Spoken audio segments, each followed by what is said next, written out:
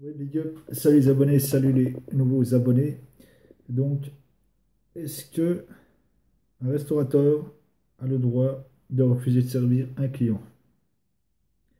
Vous êtes restaurateur et vous pensez que vous pouvez accepter ou refuser qui vous voulez puisque ce restaurant est le vôtre. Eh bien non, vous ne pouvez pas.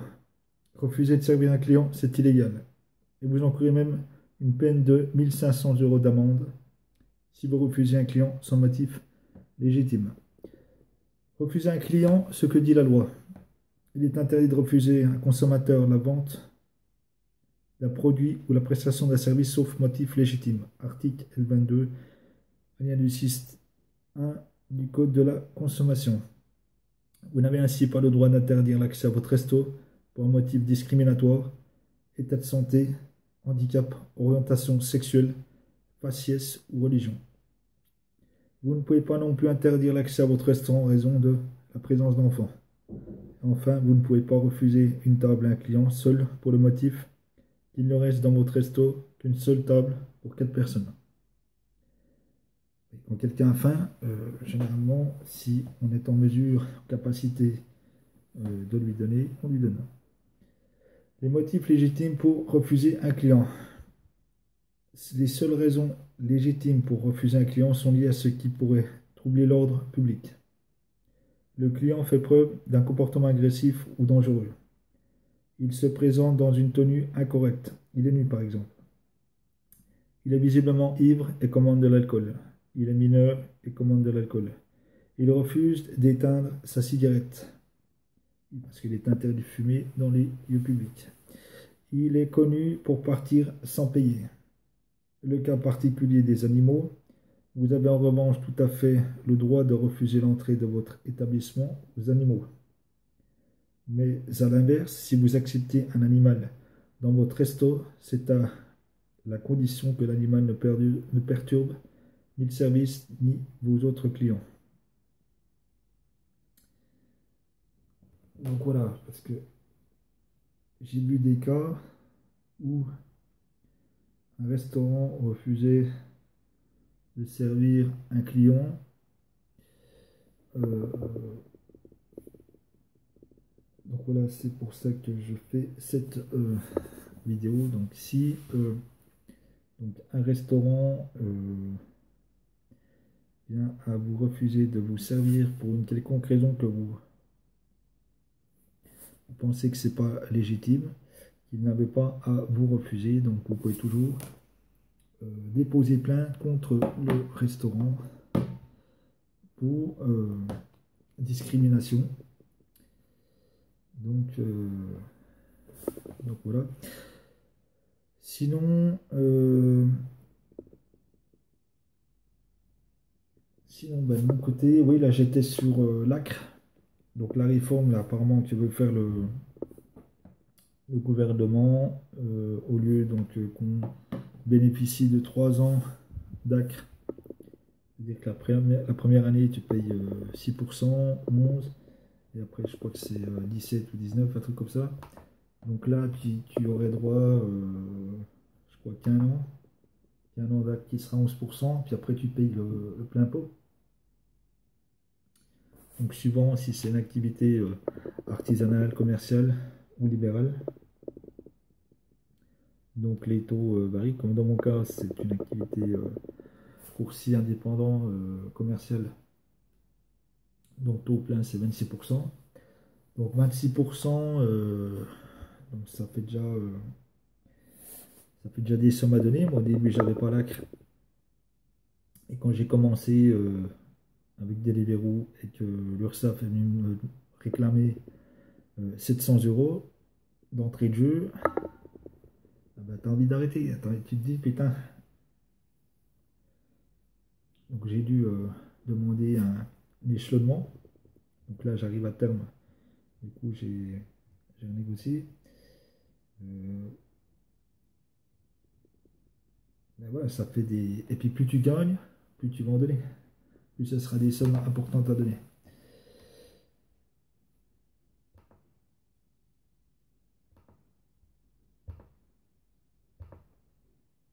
Donc voilà, donc là il y a une pétition que j'ai signée.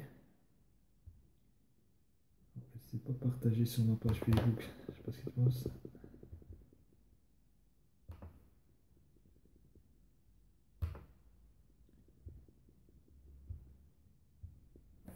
Donc voilà.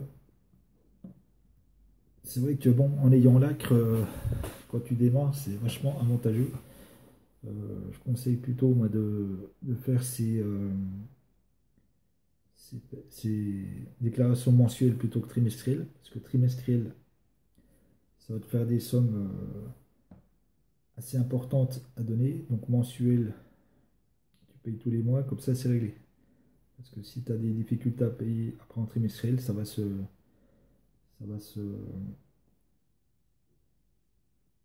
peut vite s'accumuler et puis après tu t'en sors plus. Donc voilà.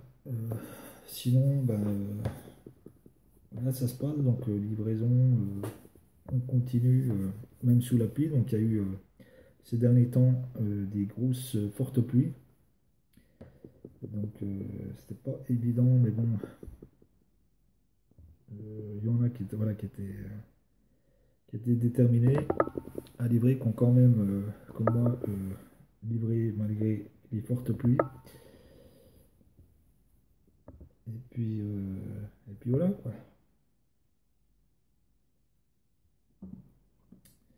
Sinon, mois de novembre, donc là les fêtes de fin d'année donc approchent. Et puis donc voilà, donc on continue sur cette lancée, si Dieu le veut. Donc à voir, peut-être travailler pour les fêtes de fin d'année. Enfin, rien de prévu actuellement à voir en fonction s'il y a des restaurants d'ouverts ou pas. Donc sinon, pas grand-chose.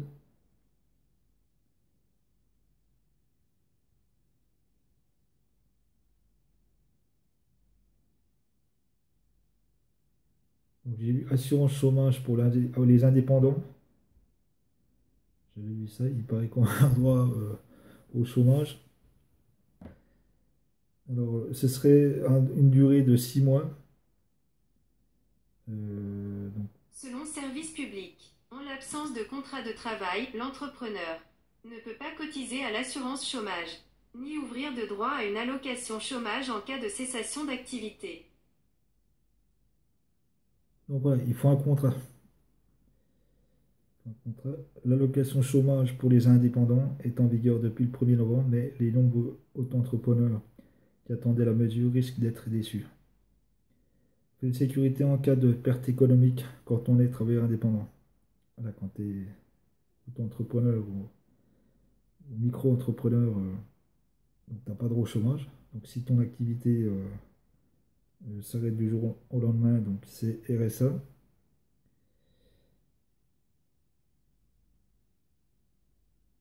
Donc là, un filet de sécurité en cas de perte économique quand on est travailleur indépendant. Le 1er novembre, l'assurance chômage s'ouvre aux indépendants.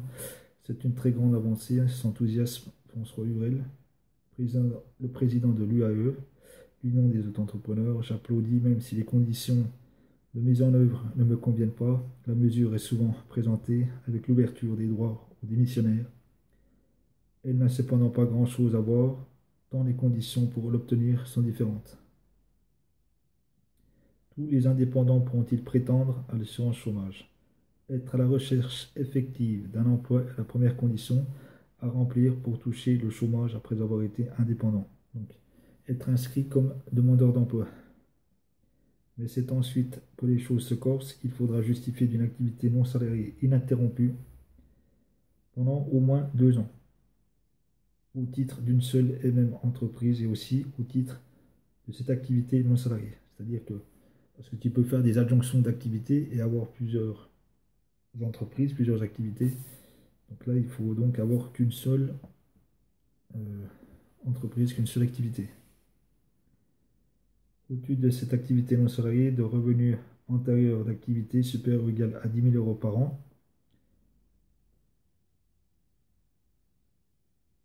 Mais ce n'est pas tout. Pôle emploi va aussi vérifier que vous ne justifiez de ressources supérieures à un plafond mensuel égal à 559,74 €, ce qui correspond au montant du revenu de solidarité active pour une personne seule au 1er avril 2019. Cette condition, qui n'existe pas pour les autres bénéficiaires de l'assurance chômage.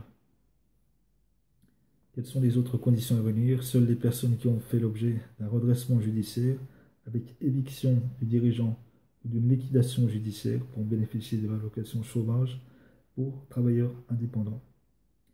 Donc, redressement judiciaire, ça c'est quand tu as des dettes que tu n'arrives plus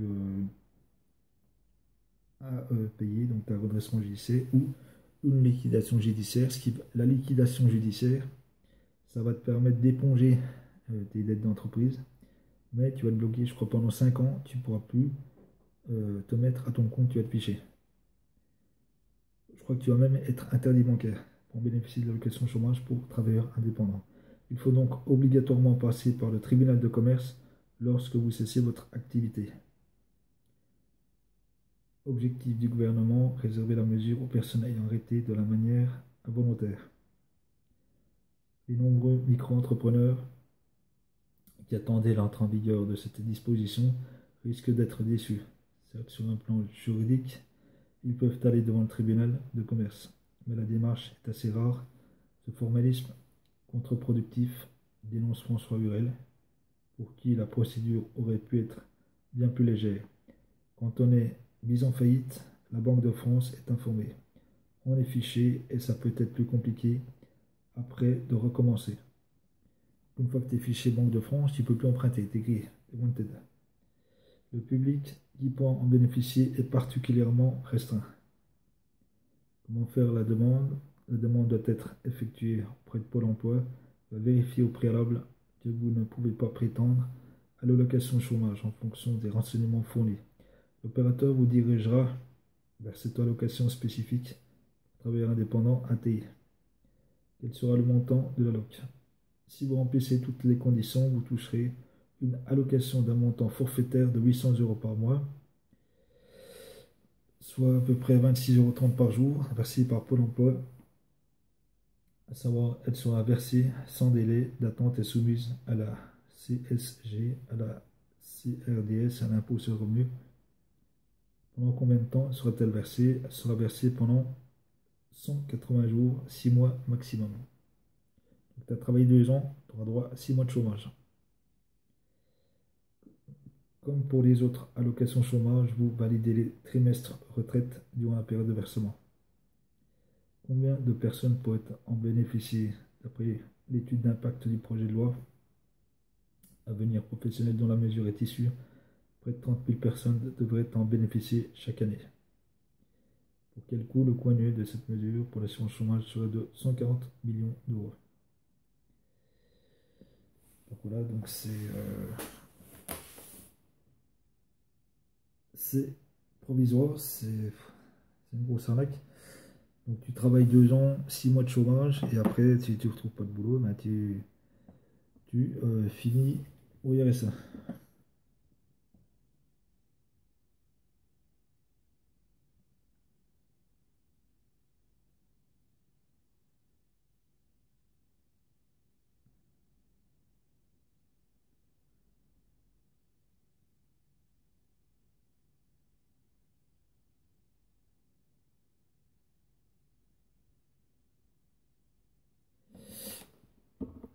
Donc voilà pour la petite histoire. Sur ce, ciao.